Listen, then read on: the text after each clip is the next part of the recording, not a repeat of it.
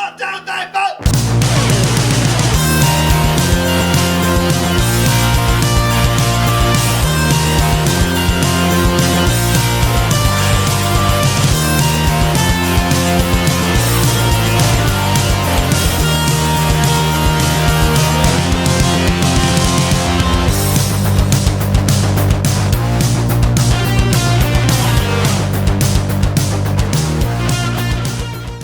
Hey up, welcome back, Benny Vapes here with another review. So today what we're going to be looking at is an item I picked up for this review, and it is the Voopoo Musket.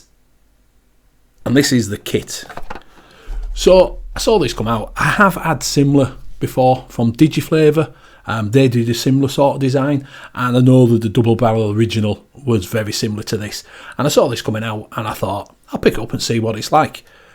So what we're going to do is we'll go down low, we'll have a look around the device, I'll show you what you get in the packaging, we'll have a quick look at the menu, and then we'll come back up and we'll have a little chinwag about it. So I'll see you in a minute.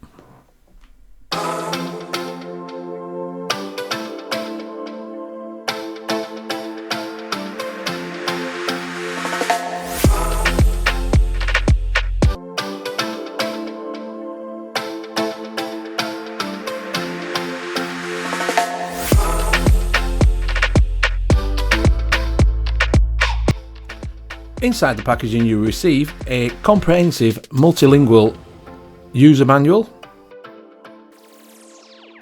a micro USB charging cable,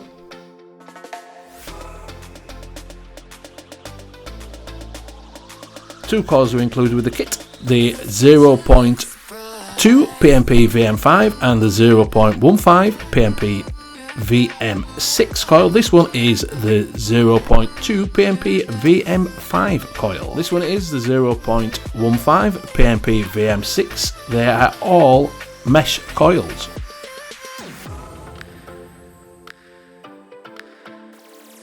The pod is 2mm capacity. Material is PCTG and it has adjustable airflow.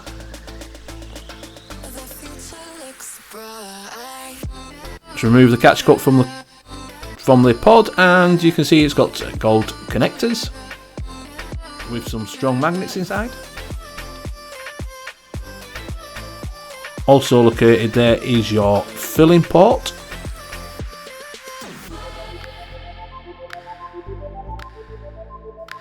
It has a non-removable drip tip. The musket mod is constructed of aluminium or aluminum, depending on where in the world you are from. It is a dual 18650 battery mod. The mod is 100mm in length by 42mm by 24.5mm, accommodating up to a 25mm tank. You'll just about get a 26mm in with a little bit of overhang. Access to the batteries is via the removable door, and this is gold plated. It does take two 18650s. Down at the bottom is a plus and a minus side. There is nothing on the door itself to indicate which is plus and minus. I mean, you can swap that round to whichever way around you want the door to go on. So pressing the fire button 5 times will turn the device on. You also use the fire button to choose the menu, to actually move your wattage up and down because there's no other buttons to it. So you press it 3 times to change your wattage. And it does go from 5 watts to 120. When you go to 120, it will stop, and then you press it again and it'll go around to 5 watts.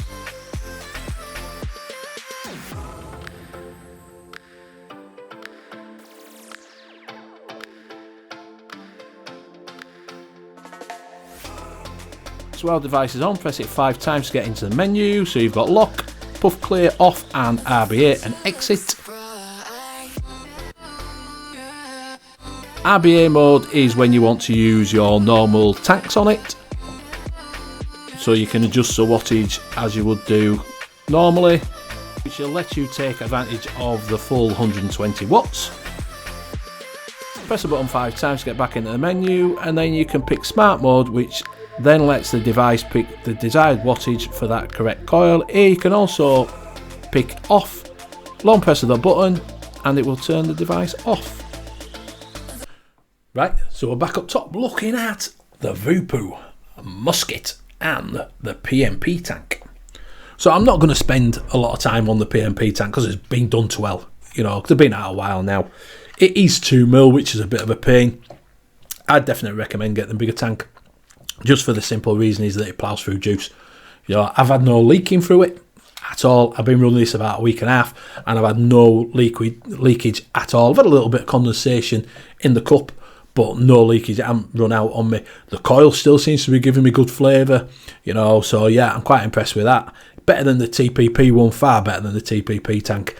That just pissed all over the place, but this one is holding up well.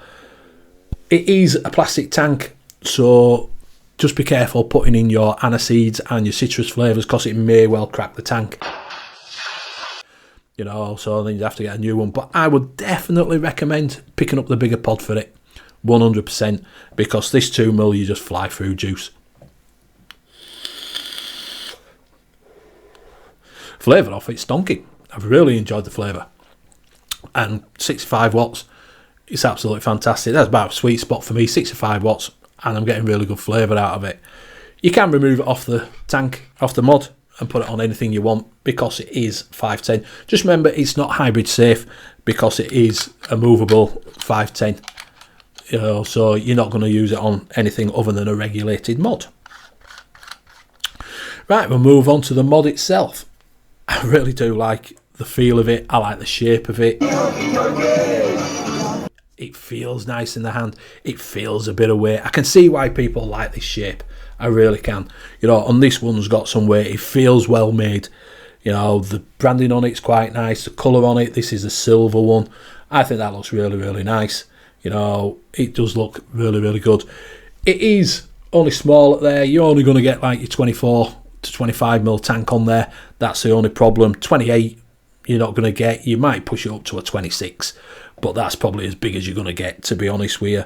The screen on it's a little bit small for me. I'd have preferred it probably down here rather than on the top because it's a little bit jumbled. It's a little bit hard to see. You know, it does tell you everything. It tells you both batteries, tells you wattage, tells you puff and everything, puff counter, and your resistance. But yeah, I just find it a little bit small, which I'm a bit disappointed with. Like I say, I'd have preferred it maybe down here where I could see it better. Like the button placement, it does look nice there and it does feel well. You know, when it's going, it fires really, really quickly. The mod itself goes from 5 watts up to 120, which is really, really good. You have to put it in the RBA mode though to get the 120, because if you got it in a smart mode and use a PMP coil, then it will restrict you. Like on this one that I've got in here, it'll only go up to 80 watts and then it won't let you go any further. You know, so you have to go in the RBA side of it and move it that way. The menu, I don't like. Don't like it at all. It's 3 clicks to change the wattage and then a long press to hold it. I'll just leave it and it'll go onto the wattage you want. Get into the menu, it's 5 clicks. It's 5 clicks to turn it on when it's off, 5 clicks to turn it off, but it goes into the menu. And then you've got to go through and get to off, and then it's a long press. Or if you forget, you've locked it and it won't do well.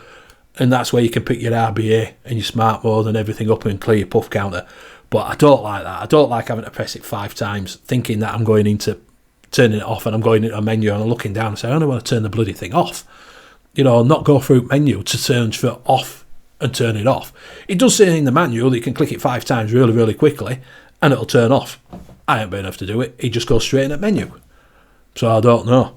It is firmware upgradable, so you can upgrade it. So maybe I'll have a look. There may be an upgrade that sorted that out. I don't know if it's a bug on it or whatever, but like I say, I hit it 5 times really, really quickly, like that. And it's gone in that menu. So then I've got to search through what I'm on. Because if I go on there, it's like lock, puff, off, RBA, and then exit, long press, and it'll go back to that. You know, so I don't like that. I don't like that at all. It's just too finicky. The other thing about is it, if you leave this mod for about 10 or 15 minutes, it goes into deep sleep. So when you pick it up, you'll press the button, wake it up, you put it in your mouth, take a toot, don't do well. You look down and you think, well, it's on. It's because it's gone into deep sleep, so you have to press it again and it'll start working. You know, I don't like that. I don't like that on my mod when they're going to, you press it when you're picking it up and you want to vape, and you're like, no, what's happened? What's gone on here? Because it's gone into deep sleep. Don't like that at all. The battery door is one of these ones where it comes off, so you just slide it there and it comes off in one piece. I'm not a big fan of that. I'd prefer it connected, but the advantage of that is that you're not going to break any hinges or anything. The only thing I'm a bit unsure of is that bit there, whether that's going to stand the test of time, because obviously when you press it, you know, that moves this up and down, as you can see, which goes in there and locks it. Is it going to knack up? Probably, but right at the moment it's not. But what I don't like about it is that down at the bottom you can hardly see where the plus and the minus goes to it.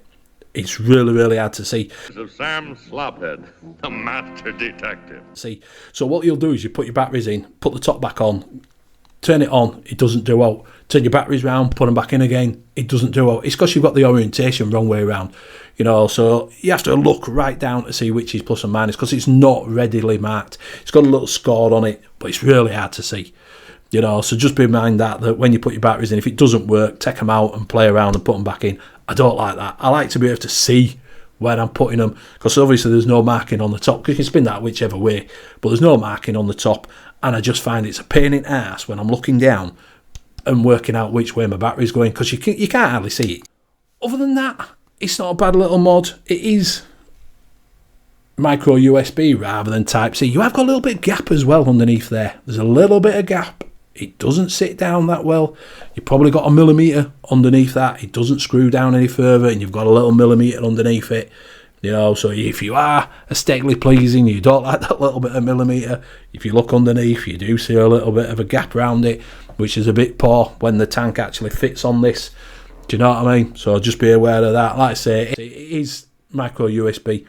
It is firmware upgradable, you know, but I'd have preferred it to be a Type-C. Give you like a little bit more fast charging, but it is a dual 18650, so you should be taking your batteries out and putting it on a designated charger. But if you are caught short, just remember that it is micro USB, not Type-C. Other than that, I like it and I don't like it. It's one of the batteries I hate, and the menu I'm not that fond of, but the mod itself, I think it works really, really well once you get it going, and it feels nice in the hand. It really does. So a little bit of a mixed bag for you there. I would pay around about £35 for it, you know, between that sort of mark. I wouldn't pay any more than, you know, 35, to be honest with you, and that's for the kit. I'd be expecting the mod to be around about 25 quid. That's where I'd be aiming, you know. So if you're seeing this for 40 odd quid, don't bother. If you see it for about 35 for the kit, then maybe pick it up and see what you think, because I got a good deal on it, you know. So yeah, I would pick it up sort of the sub 35 mark. I wouldn't pay much more than that, and I wouldn't pay more than that for just the mod, to be fair. So I hope you found this video informative. You can find me on Twitter, you can find me on Instagram, you can also find me on a Wednesday night, you can also find me on a Sunday night. Wednesday night we have the UK e-liquid mixing show, Sunday night we have NUVS, all at 9 o'clock, all on this channel. I will put a link to a video I think you might enjoy, and I'll see you on the next one. Bye for now.